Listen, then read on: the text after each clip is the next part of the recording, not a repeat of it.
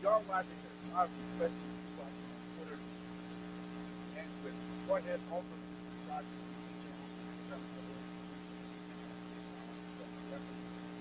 So definitely tell them to share one of our videos. That has some great baseball stuff. Pretty soon, a baseball summer channel. So thank you very much for here. Today's Ravens Sports the Philly deal with today. We're going to roll that out here in June 1st. Links to our Ravens Sports. So what does that mean? My stuff is very right from the fans to the site, but not just let it see just the stuff that's on the site anymore. Ravorisports.company.site is still there. On there. Also stuff on there. Also, great support. Let's check that out. Definitely, if you want to advice, definitely a great time to work with it. So, time to talk to you. So, which one do you protect yourself? Please do. So, great way to do that. Stay money. I do this all the time. You know, so I do it all the time. All just found that job, paying for it. Great help. Definitely check that out. Also, there's go to Facebook.com. So if you know you want to live in the help you. Know you wedding ticket, work class, real estate work. A lot of good stuff. Like this, busy running my business with no one to hold me and take that. All be a part of all of this process. All right. So thank you very much. So this title might be a little different today, right? So you're saying the Baltimore Ravens All-Time.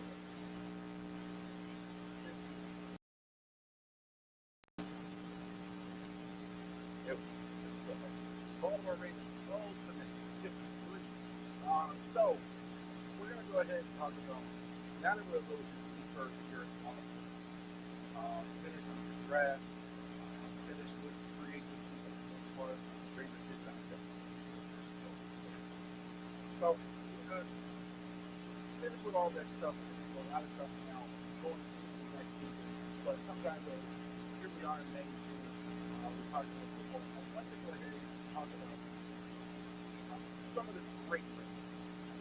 So sometimes we do that here. And so Ultimate 53 is one of what, this isn't 53 best ratings of all time, but on the 53, this is the 53-man squad, squad, all the great ratings of the all time. Okay? So let's say I wouldn't have, like, for instance, if I had, for example, or Trent Dilfer was on this team, it's to argue whether you want to send that record or not. But I'm taking the roster of the best great players of all time. Ultimate, you gotta do.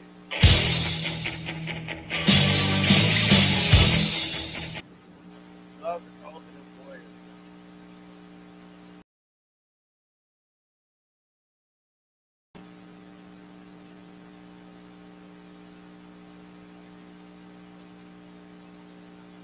There you go. Alright, so ultimate 53 for the roster of the best great players of all time. That is not the 53 best players of all time. But the one position line is going to have massive Ravens if they were to play this. So these are the greatest Ravens squad if I was to go here. So, ultimate. Alright, so over the 50, we're starting to put it. Obviously, I think some people, I think there used to be an argument that was Joe Flacco, but Joe Flacco is back, but Joe Flacco is not for many, many receivers and their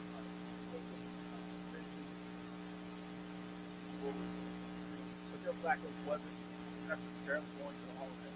They've had one quarterback that he's going to the Hall of Fame. The greatest running quarterback in history as well. Maybe the greatest two-way player. So, even despite the playoffs, the lack of playoff success, Lamar Jackson, number one. Joe Flacco, number two. So they can take both. Running back. Okay, so I'm still going to put in Terry Miller, but going down the whole career, Jamal Lewis, number one, best running back of all time. The Ravens, I definitely think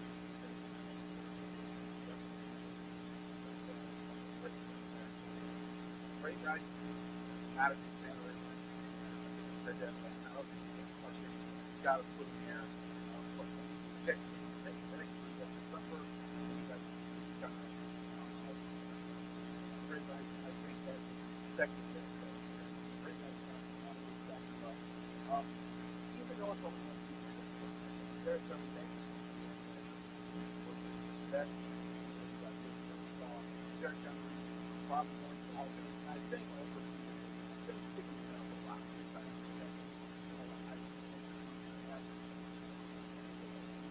Around the corner, that fullback. Tough choice. There's a lot of great choices that second round. Patrick Carr, etc. But I'm sticking with a lot of them. That is the fullback and also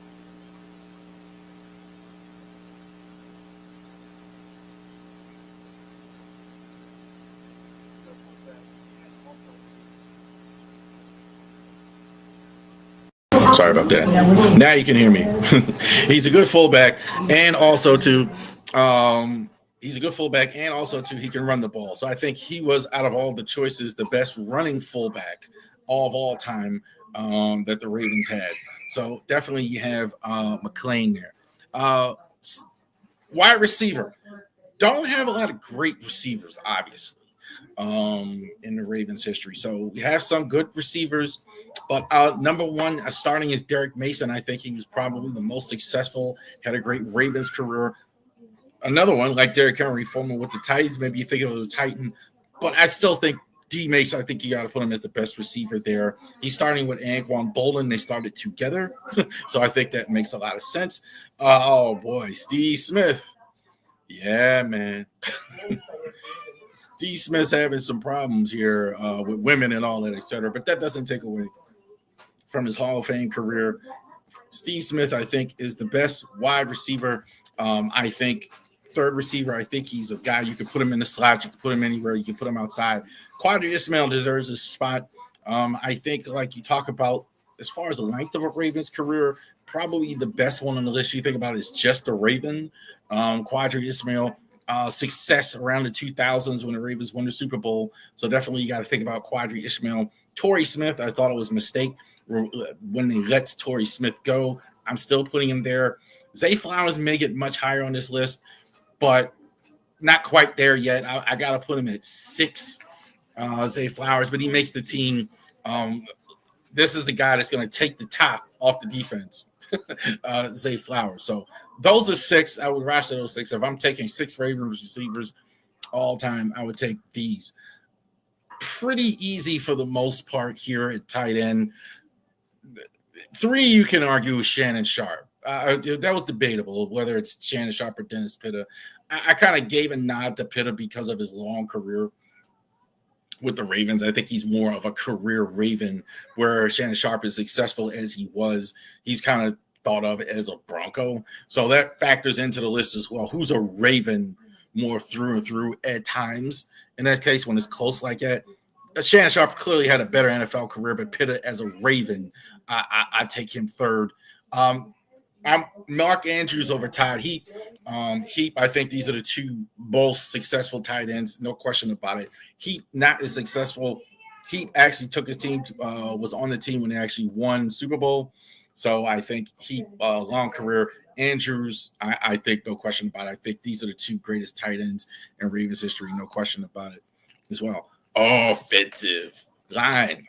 So number 1, I think the left tackle, I think there's no question about it. Jonathan Ogden, I think, is probably the greatest. You could argue he's the greatest left tackle at any position in our greatest offensive lineman in the history of the league. I think he was outstanding throughout the whole course of his career. Ben Grubbs, I'm putting him in at left guard. I think that's pretty good. I mean, we haven't had great guards, but I think you got to put him. I'm gonna put him on the left side, even though I know he played a little bit of right side. Mike Flynn. I definitely think I'd take Mike Flynn, probably the most successful of the long-term guys. They're tempting to maybe take a Matt Burke or whatever. But again, in this case, I kind of took a guy who was a Raven for a longer time. Burke's not. I don't know if he's ahead of Flynn, but I'll take Flynn there. Marshall Yanda, I think probably the greatest right guard, definitely in the history of the Ravens. I don't think there's any question about it. Yanda, I think, definitely is going to the Hall of Fame. You put Grubbs and Yanda, I take them against anybody. Ronnie Stanley, number 5, definitely he kind of reclaimed himself last year. So Ronnie Stanley was really, really good last year. I think, like, it's a shame that we didn't get more healthy Ronnie Stanley like we have a lot of our career. Orlando Brown Sr., I'm going to take him as well. Orlando Brown Sr. was just a dirty dog. He would fight all the time. Low round pick. How'd he get himself noticed was just a fight, right? He figured he just didn't have a chance to make the team. He would just go ahead and fight all the time. So that's what he went ahead and did. Matt Burke is on here. He's not going to start over Flynn. We mentioned Matt Burke. That's second. Kenichi Osemele, I think, is with the 8 as well. Defensive line. Michael McCrary. Michael McCrary is at a defensive end. Trevor Price is on the other side as well. Defensive tackle, Rob Burnett. So he's definitely on the line. So the 3 ends, you want to take Michael McCrary, Trevor Price, Rob Burnett. You definitely want to put them at ends. Assuming you're going to run the 3-4, I think, in general. I think that's what they've run most of the years. I understand doing the Super Bowl run. 3-4, I think this is probably you have a better group of linebackers. So I'm going to take that. So McCrary, you put him at one end. McCrary, you put him at run end. Trevor Price, I put him at the other end, and Burnett, I'd have him back up. Burnett was a very underrated sack guy for the Ravens for many years. Tony, I'm sorry, Haloti Nada, I think it's only a matter of time also too before he gets in the Hall of Fame, one of the great defensive players of all time. Sam Adams and Tony Siragusa together. Rest in peace, the late Tony Siragusa. So I definitely put them on the line. You're not going to be able to run the football. Now to Sam Adams, Tony Siragusa, no such thing as running the football on this defense. Definitely put them as one of the great offensive linemen there as well. Linebackers, I take 8. Sizzle, number 1. I don't think there's any question about it. Sizzle, I think, only a matter of time before he's in the Hall. I'm surprised he didn't already get in on his first try. I think he's greatest pass rush in the history of the Ravens. Ray Lewis, no surprise, inside linebacker. Ray Lewis, I think, is the greatest. The only question is Ray Lewis the greatest football player that ever played on defense? Definitely the greatest inside linebacker. Roquan next to him. Roquan's really good. Roquan, I think, is probably the guy. Had it not been for Ray Lewis, I think we'd be talking about him as the greatest as the greatest inside linebacker of all time. When you talk about Roquan Smith, Peter Boulware is one of my favorites. Injury probably cut short his great career that he would have had. Still had a great career, but definitely adding. I remember when he added Peter Boulware, it added so much to the defense. Like when they were a new franchise, even I think it was last year, but having Suggs and Boulware, it would be something else. Jamie Sharper, you could put him in inside linebacker, probably played that outside in the 4-3. You probably put him inside along with Adalys Thomas. You could put him on the edge. Adalys played everywhere. Adalys Thomas, you could back him up on the edge. Bart Scott, I thought I'm going to place him there. Bart, I think, was pretty good. I think Bart, good, solid career there. And C.J. Mosley, the guy that actually they drafted, I think, after Bart Scott as well. I'm taking those 8 as well. So those are my linebacking group for the Ultimate 53. Cornerback. Definitely got to take Chris McAllister. I think Chris McAllister is still the best cornerback in the history of the Ravens. I definitely would take him. Jimmy Smith, I would take him there on the other side. Jimmy Smith, I thought, kind of like Ronnie Stanley in a sense.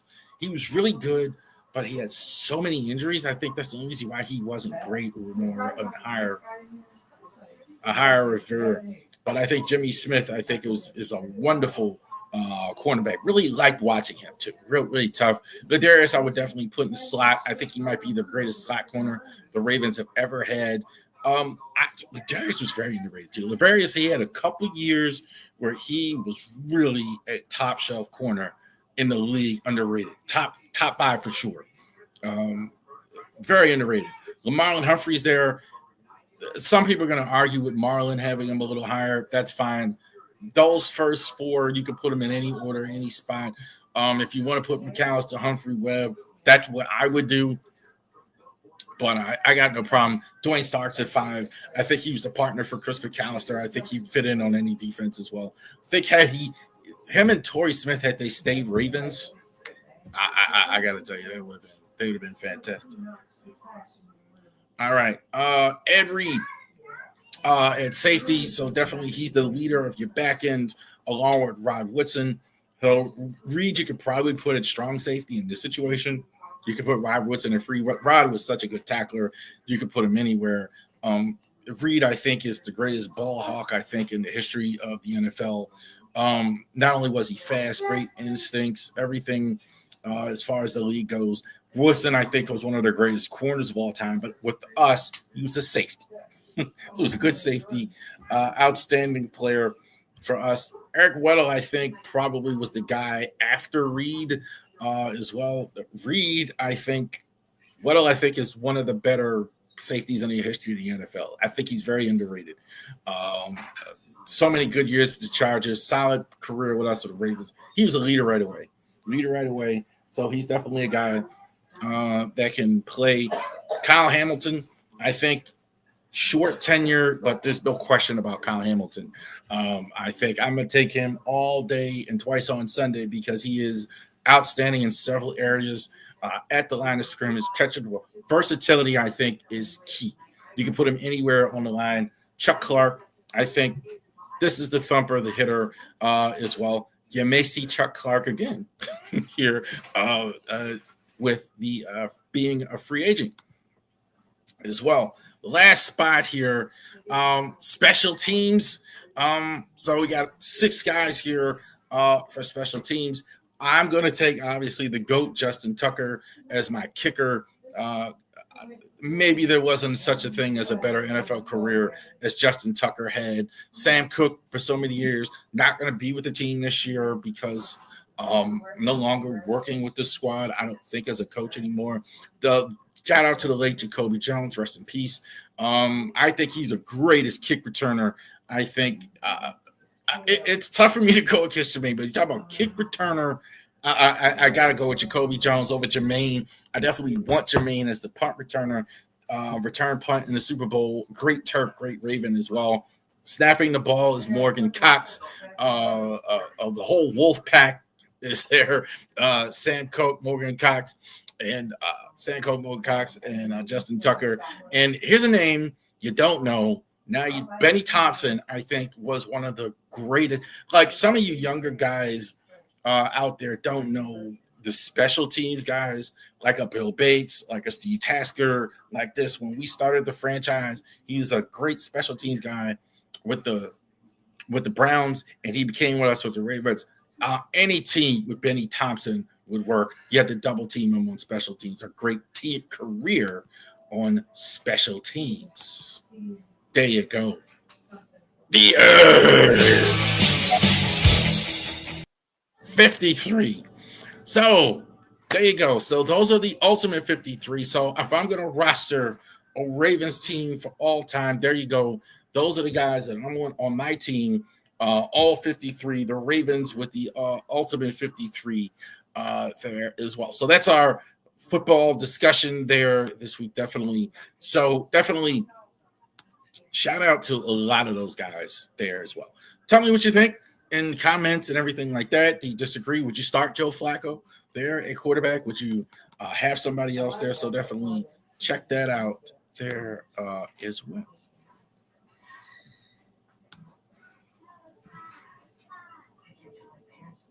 All right.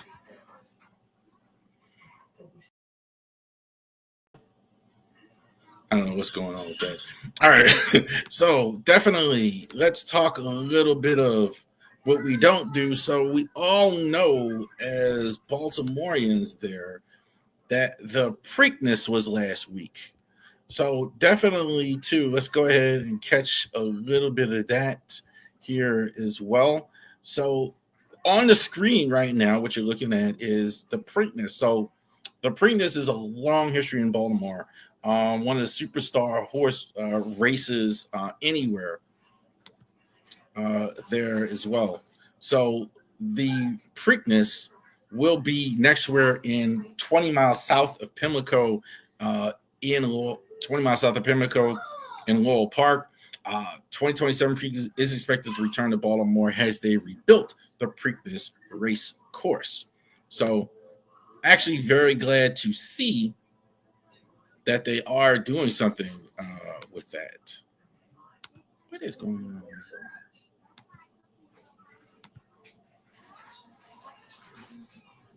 All right, so let's go ahead and take a look at a little bit of it.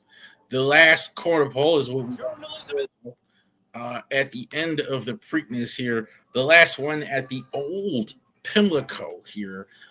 Journalism was the winner. Let's go ahead and take a little look at it here. It's getting closer now. He's behind a wall of horses. He's looking for a place to go, and he's got nowhere to go. Oh, he bumped hard with goal-oriented. In the meanwhile, Gosker's running the race of his life, and Sandman has entered the scene, and he has moved up on the far outside. Journalism is still running on. He's back into second. He might even win it. There's the wire. Oh, my goodness. Come from behind there. Has won the Preakness Stakes. And a performance like you read about. Journalism is getting closer now. He's behind a... All right. So there you go. The Preakness. That was the last show. So journalism was the winner.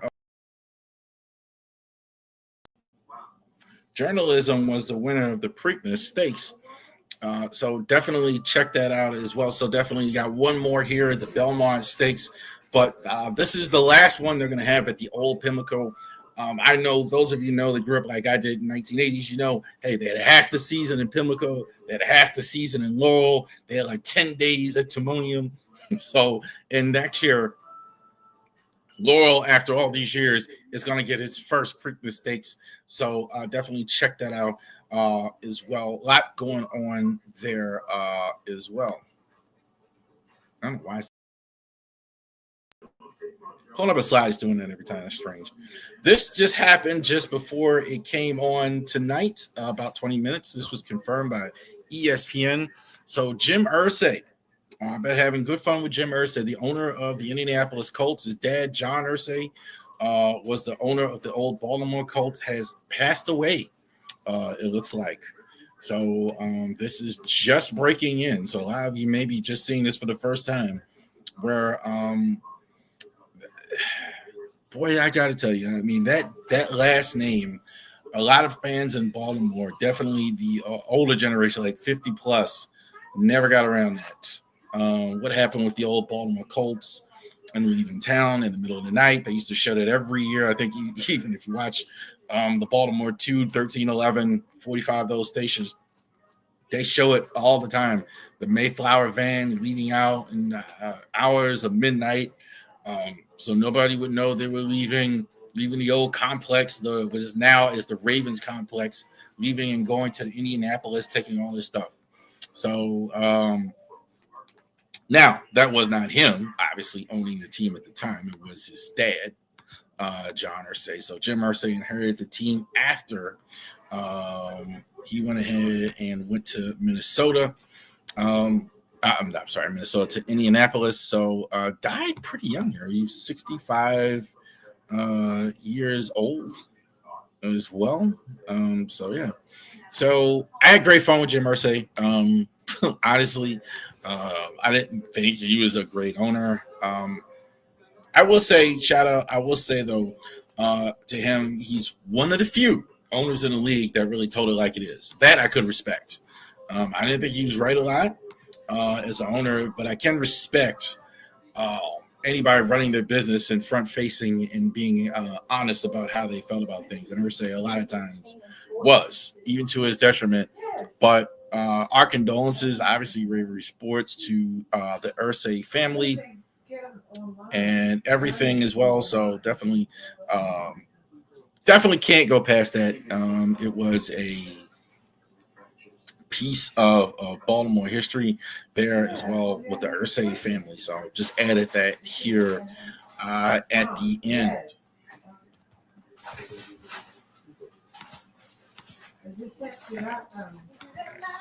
Oh, why is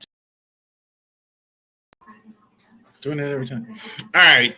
NBA playoffs here coming up. We're going to go over that a little bit here as well. Game going on right now in the Eastern Conference. Right now, Pacers ahead of the Knicks. I can almost promise you this is a 7-game series, these two teams. Knicks eliminated Boston. Jason Tatum, this could be a bit of a changing of the guard here in the East. Tatum, that injury Jason Tatum had, I'm not sure they're even going to have him next year. So definitely. But when I say changing the guard, I mean, like for so many years, the media, the fans, and everything else, you focus so much on Kevin Garnett. Not Kevin Garnett, Kevin Durant. Kevin Durant, LeBron James, Steph Curry. Even in the Olympics, they kind of commandeered the whole thing. Kevin Durant. Now what we're seeing here, we're seeing new teams here in the finals that haven't been here as championship level teams. The Knicks have probably the best record that's remaining in the East. They're going against the Pacers. Jalen Brunson and Tyrese Halliburton are showing everybody that they are not supporting players, that they're leading players. These guys are the guys here that are led their teams to the Eastern Conference Finals. This is very, very tough to call as well. It really is two teams very similar. This is going to be physical. Two teams that won about 50 games. I think the next one more game than the Pacers. Brunson, I think, is going to be, you're going to see fights here. Obi Toppin's going to smack somebody. Tyrus Brown, this is going to be a physical. This is going to be everything you expect. This is going to be a 90s flashback. So definitely, I'm going to go and lean towards the Knicks a little bit in this one, simply because they have the home court and the physical nature. These two teams are extremely evenly matched. I don't think you're really splitting hairs to me as far as that goes. I think there's a little more depth in Indiana. So I think that's kind of a thing when you have a Miles Turner, they have Siakam there as well. Have a little more faith in that. I think the Knicks pretty much only have really two and a half scorers. When we talk about Bridges, Brunson, and Towns, 2.5. They have a much shorter bench. I think so. This is going to be physical. Buckle, if the football term will be buckle your chin strap with this one as well. So it'll be interesting to see the Thunder and the Timberwolves. So this is definitely the new guard here. So you got Ant-Man Anthony Edwards for the Minnesota Timberwolves going against the best team, the team with the best record in the entire NBA during the course of the regular season, and that was the Oklahoma City Thunder. I think the Thunder have arrived. I think the Minnesota is really good. Minnesota's better than what you think. I keep hearing that. Minnesota's been really good. I like they haven't been really good. I think like they have a phenomenal volume scorer. They have a good cast around them, Julius Randle, guys like that, etc. So I'm certainly not beefing against the pace of the T-Wolves. The only thing, and I think I've seen this with the T-Wolves a couple times throughout the last couple years, the T-Wolves don't show up every game as good as they are. I think this is why they're the lower seed. The Thunder are pretty much the same every night. Definitely, this is going to be another one here. They're going to talk more for sure about how the other series is physical, and I just did, right, about this one. But these are two really good defensive teams, I think. Shai Gilgeous-Alexander, everybody talks about his offense and how good he is on offense. On-ball defender, I love him. I love guys like this. I see a lot of that Gary Payton, Scottie Pippen in him, getting guys' chest. He's not as strong, obviously. He's a smaller guy, less strong. But, man, I think he really got great hands, great instincts. So I definitely think the Thunder have the superior team. Although Timberwolves, if they show up, Edwards has to do more than SGA has to do. So I think that's a thing. I think like SGA doesn't have to score 30 every night. I think whereas Ant-Man Anthony Edwards, he's got to score like 30, 35 every night for them to win. So that's going to matter. That's going to be tough to do against a really good defensive team this game. But this isn't going to be 120, 135, none of that stuff. This is going to be defense in this, going to be a lot of fights in this. I think the biggest Edwards, I think, is the biggest trash talker in the league. And I think the guy who deserves the MVP in the league, Shai Gilgeous-Alexander, I think he's probably should be the MVP. I mean, some people we're going to find out this week if it's him or Nikola Jokic pretty soon. But I definitely believe that's the case. So definitely check that out. Conference finals. Now we're here at Memorial Day. Yeah, I didn't even know Memorial Day was Monday. So definitely check that out here as well.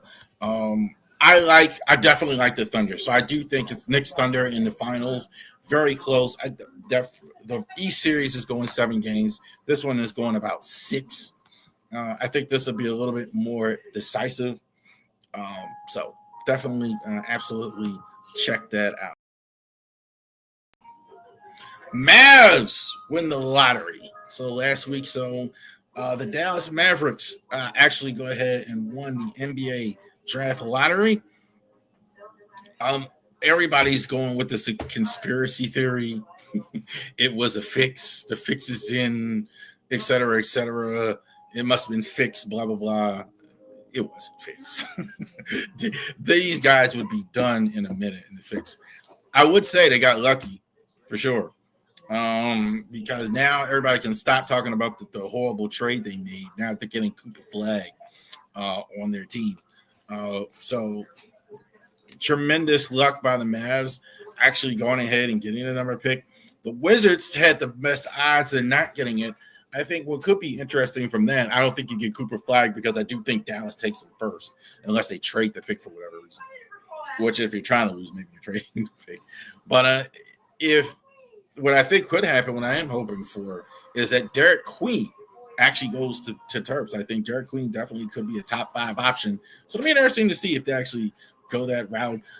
Ace Bailey is going to be an early draft pick. The 2 Rutgers players, a little bit shorter, apparently. Like he was supposed to be. He's like, Rutgers has listed at 6'10", and then when they measured him at the combine, he was like 6'7". 6'8", like strange. So yeah, very interesting there. Ace Bailey, Dylan Harper is going to go early. Derek Queen's going to go early. So interesting to see what happens in the draft. Can't even pull the slides up today. And I have these today here. I don't know why it's doing that.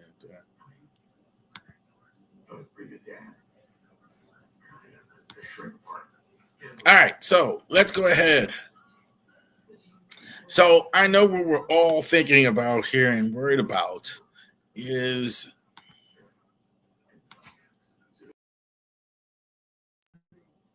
with the Baltimore Orioles. So this has been a rough week. I mean, they did win today, and we'll go over that a little bit. But before that, they lost 7 in a row. I did a stream on Saturday where Brandon Hyde was relieved of his duties as manager. And I don't often on this. I get to, when I'm doing my baseball here, I watch a lot of baseball, a lot of stuff all the time. But I don't as much get to editorialize about the Orioles. Like the Orioles report is basically at the end, it's kind of like a way I do similar to what I do with the Ravens games. Although there's one game, so I kind of go into the week. And the Orioles report, I kind of summarize the games always in the news and right there at the end. But I don't often get to dive into like what is an editorial of what it is. So we're going to do that a little bit here tonight and find out exactly what's going on, what's wrong with a team that has so many high expectations and the fact that they're really falling short here as well. So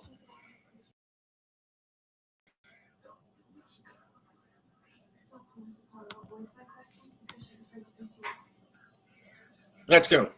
Defense.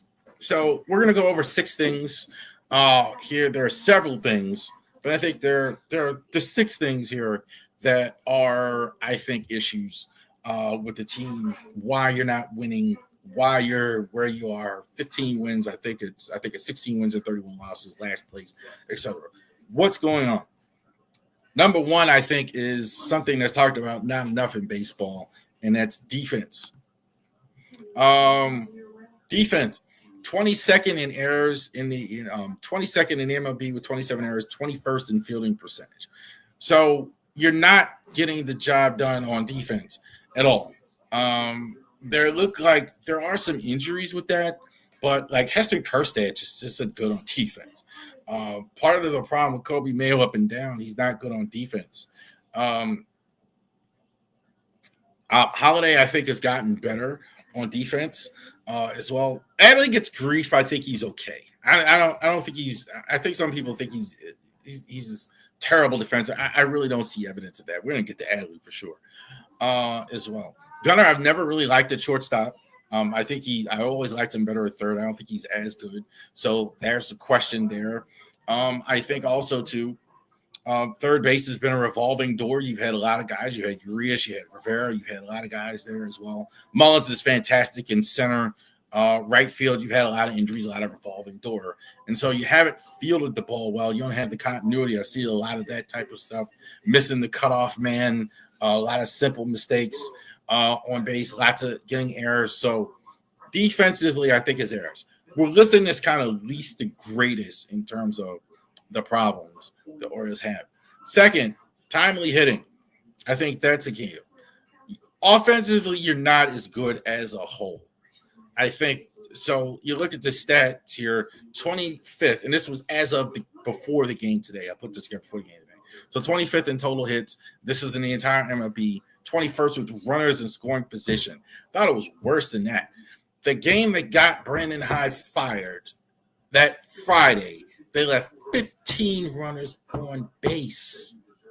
That's insane. Like, you doubled the hit output of the team and you lose because you left all these runners on base. Lots of home runs solo when they're getting home runs. The home run totals I was thinking that was down to not great home run totals, but you're like about top half of the year. I think it's like 10th or something like that in the league. But you're not capitalizing when you need to capitalize, and you're not getting things when you need to get them. So that's an issue. So you're not getting as much hitting. Too many guys, and this is not just the Orioles' problem, but too many guys at 210, 220, 230. Adley, 209, 250, not going to work. So you're not getting the hitting, and you're not getting, more importantly, timely hitting. So when you are having offensive output, you're getting it on days where you're getting blasted and all of those stuff. So the timely hitting isn't there as well. Number 3, I never thought I'd be saying this one, but Adley Rutschman development. Now, that was before the game. He actually was good today. He actually hit a 3-run homer today. So those are the stats. So he's actually at 5 home runs now, and I think he's got 11. I think it was a 3-run homer today. But he's still around 215. There's a couple things going on with Adley. I think he and like a lot of the Orioles, they're pressing. They're pressing. They are not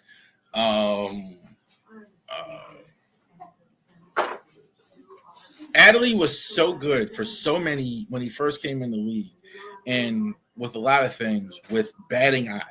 I was so impressed for a young player how he was very Bonds-like, very Boggs-like with his batting eye, with his patience at the plate and everything like that. He was a guy that definitely had great patience and eye at the plate. Now it looks like he's swinging at a lot of garbage, right? He's swinging at a lot of garbage. His swing looks off. He's got some bad habits, I think, at the plate, and he's pressing. He's definitely feeling the weight of that. So I don't think it's over, but the problem is he is going to have to, whether this is fair or not unfair, they're expecting him to be their aircraft carrier here. Still a term from MLB Network. Their aircraft carrier. He's the guy that needs to be the guy that's going to carry the offense, that's going to carry the load, that's going to do all the great things offensively and carry him, and he's not doing that. So interesting to see what happens with Adley. I think he was good today as well, but there's no turning this around without Adley Rutschman being at around 300, hitting about 25 home runs, doing his thing, getting that average up to, he's got to do that. Defensively, I think he gets more grief than he should. He's a good enough guy. I really look at the defensive metrics. I don't really see a lot of bad stuff. He's not as good throwing guys out as we thought he might be, but that's it. So number 3, I think, is Adley development. He's not number 6. He's not the last one, but Mike Elias. It's a problem. I think I don't have a lot of little birdies, I guess, but everybody keeps telling me that David Rubenstein really likes Mike Elias whenever I ask the question. And I think that's a little I don't see why he was so much separated from Brandon Hyde. Brandon Hyde was on this list, but Brandon Hyde obviously is not here anymore, so he's gone. Mike Elias, we're talking about him. I have a hard time getting a read on him. He's very corporate, very word salad. Doesn't really say a lot. Um, I thought it was. I do agree with those out there that are saying, "Hey, man, you fired the manager. Where were you for 3 days? Not cool. Uncool. You're the middle manager. Him and Roof Dice should have been out there taking the lead front facing. Jackson Holiday, who's been in the league 5 minutes, is answering questions before you. No. You should have made an announcement publicly. Look, Rockies fired their manager. That's what they did. Bucks fired their manager, and Pirates fired their manager. That's what they did. You fire your manager. You have every right. I mean, you're not winning. I'm not saying that you don't. However, you need to have some respect for the fans and get out there ahead of it. That aside, how was handled all of that aside? The problem with Elias, no pitching. You didn't provide enough pitching. And the other fold is you're holding on to all these prospects without signing them to either A, long-term deals, and B, trading them away and getting the players that you need. Okay, so you're holding on to like Heston Kjerstad is a great example. Jim O'Dowd said exactly what I've been saying here for a while on MLB Network the other day. Dude, you're trading these prospects. You're keeping all these prospects and then you're not playing them. You bring your Heston Kjerstad. You move out Anthony Santander. He's 30 plus years old. You don't want to pay him the extension, so you spend all this time. He's a second round pick, and then you sign Tyler O'Neill to play ahead of him. You're not showing confidence. Jackson Holiday is just now kind of breaking out into his own, where he's getting into the lineup. Is he interfering with the lineup? We're going to find that out here pretty soon once we see these lineups. The lineups kind of look different to me already. I think they've kind of changed the lineup card a bit, but Mike Elias has not provided, I think, enough pitching to go around, and you're not extending the young players that you have, and you're not showing confidence in them, and you're keeping them. So the one trade the Eflin trade for Zach Eflin, that's pretty much how you're supposed to do it. You get good pitcher, you had to give up something. Burns, you got away DL Hall, you had to give up something. Okay. Or play the guys. You can't play everybody. And now you're talking about why your system is diminished. You don't want to do this, you don't want to do that. Well, you haven't really finished developing the guys that you got. Interesting to see. But I think Elias, I do think at the end of the year they're going to move off from him. I don't think he survives the season. I will say this too about Mike Elias before I move on to the next biggest thing. Everybody keeps saying Gunnar Henderson, well, they're not going to do that. They're not going to. Let me tell you something right now.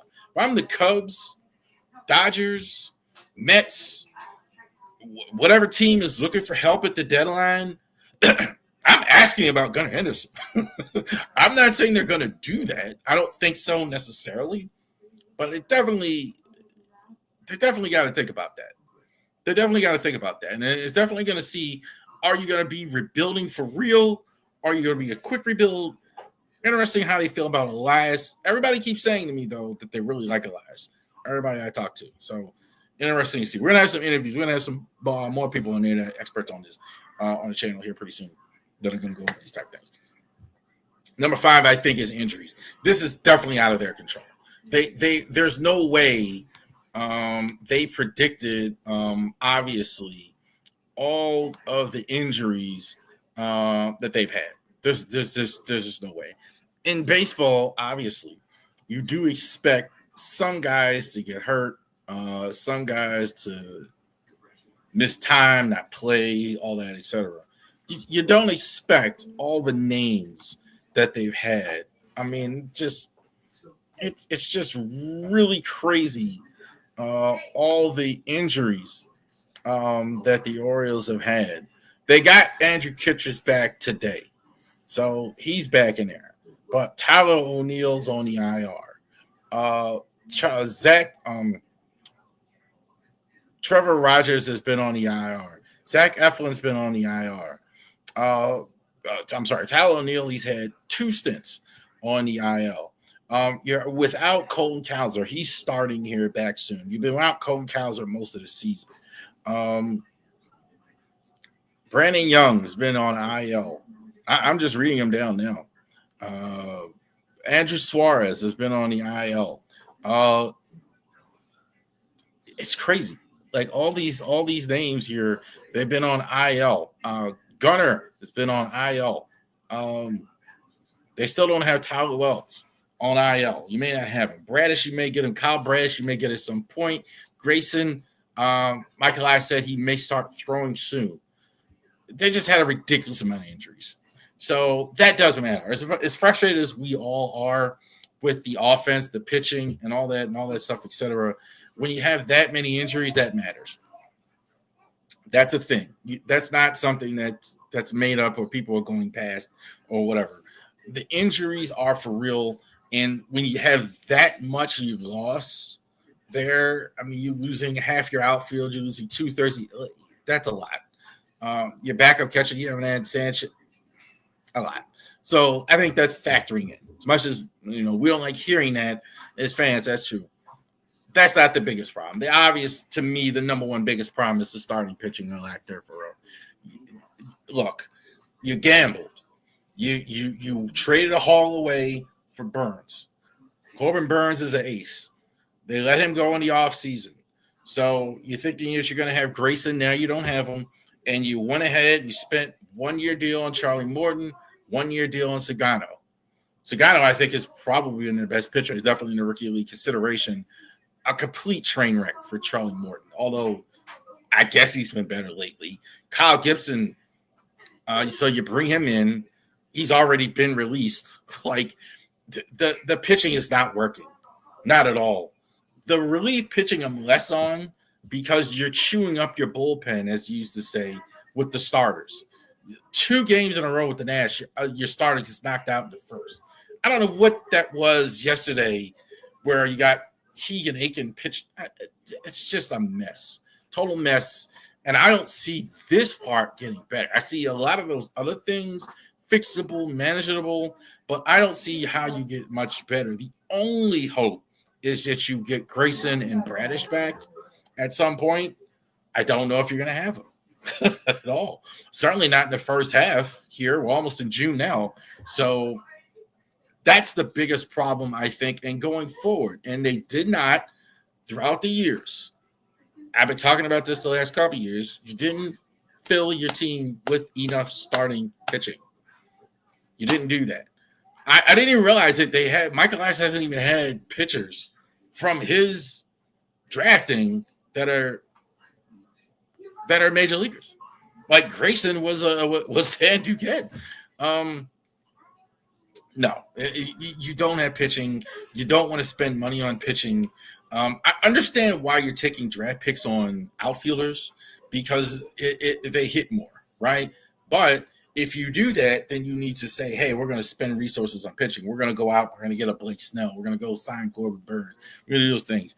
He's trying to do both.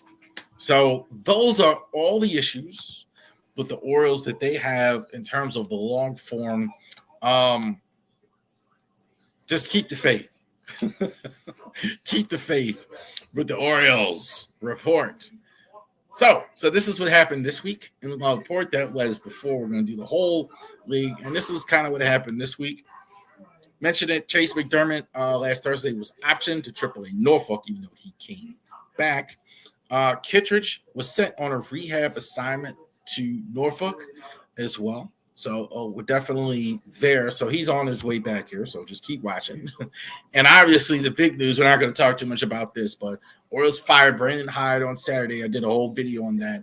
Tony Mazzolito, interim manager. He was at third base. He is now taking over as manager of the Orioles, at least in the short term. He's 42 years old.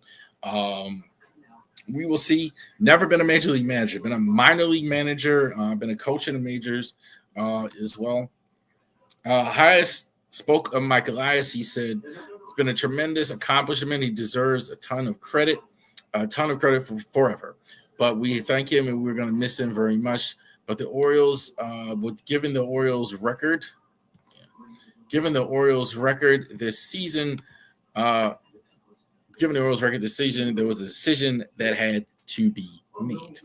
So Hyde is out. I'm going to say it one more time. I was somewhat surprised. I thought he had some more currency, better relationship with the ownership as well. They certainly haven't been good this year, but it's over. So now we're looking for a new full-time manager. He is the interim manager. Dylan Carlson is recalled. Kyle Stroud and Kerry Stroud was up from Norfolk. That happened this week. Tyler O'Neill back on the DL. Kyle Gibson was designated for assignment on Sunday. Gibson was just terrible on Saturday. He was just creaming. And the no spring training, it didn't work. It just didn't work. He didn't get out of the first inning several times. And I felt bad for Gibson because I know it's very possible it could have worked a little bit out for him had it been that had that extended spring, but he wasn't able to get it. No choice. We get it. No choice. No choice but to release Gibby. Masson announced today, and I've been pushing for this for years, that they are going to do Baltimore Orioles Nationals minor league affiliate games on Masson. So I'm for this. I hope we see more of this in the coming years. It's possible they could be losing the Nationals as early as next year, but you're going to be able to. I did look at. You're going to have some. I think next week, I think you're going to have a chance to watch the Norfolk Tides. You're going to have a chance to watch the Aberdeen Ironbirds once, the Fredericksburg Nationals, the Delmarva Shorebirds. So this is so elementary obvious. Show the guys before they get here. How cool would it have been to have seen Jackson Holiday over and over on the network before he actually makes his major league debut, or watch him in the majors and minors the next day as well. Baseball summer, by the way, is coming up. We're going to talk about the Tides and everything that's going on there, along with all of our minor league teams, Aberdeen, Frederick, Hagerstown, etc. We're going to go over that as well. Shameless plug. Colton Cowser went on a rehab assignment on High Aberdeen Wednesday, according to Matt Reichert of the Baltimore Sun. Cowser's on his way back. I'm thinking it's going to be pretty soon here. So he's already started in Norfolk. He's already started in Aberdeen, rather, and he is going to be back soon here as well. Jordan Westberg saying a setback from the left hamstring strain. He was placed on the 10-day injured list, the 28th. I kind of sensed before that something was wrong with Westy because they were DHing him a lot. So there's no reason to keep DHing him as well, as much as they were. So had a bit of a setback, hopefully as soon as we can to get a good hitter like Westberg back. Interim manager Tony Mazzolino, hopefully I start saying the name right. Ramon Mariano, left ankle injury is very mild and minor at the moment. The outfielder is expected back with action in the next few days. So he's really good. He's been really good this week. I've been really impressed with him. And he went out the game with the injury, minor. We know how many outfielders they have. He's went out. Who's been at the plate? I'm actually going to say Colano Perez. He's been good this week. He's been good lately. So good for him. He's kind of finally starting to turn around. Jackson Holiday, we know. I think he's growing right before us. And Greg Soto, really, bullpen has been really shaky. We even got the Mount struggling here as well. Yadier Cano on the not category. Ramon Urias not playing as much lately, struggling a little bit more. Kerstad not well at all as well. Kerstad's not going to get a lot more rope here. He's at 200. He's not good defensively. We'll see how much more time they give Kerstad to improve. This week, Red Sox. So I have finished the game with Milwaukee, going to play against the Boston Red Sox and also to the St. Louis Cardinals. I think these are two of the best run franchises in all of baseball. The Red Sox, I don't know what's going on exactly with Devers. I don't know why he's upset. I mean, certain guys, the Bregman's playing well. He had to move, but I don't understand that one as well. And Cardinals still has a way to go. Orioles have a much longer way to go than all these teams as well. I'm gonna give it to Liriano. I think I liked his passion this week. He hit the home run in the game last night. He got tossed out of the game earlier in the week, showing his passion on balls and strikes. He's really playing hard. It's a shame that he got hurt as well. So definitely shout out Ramon Liriano. Hopefully he comes back soon. Keep the faith, Oriole fans, Raven fans. Y'all have a great rest of your week.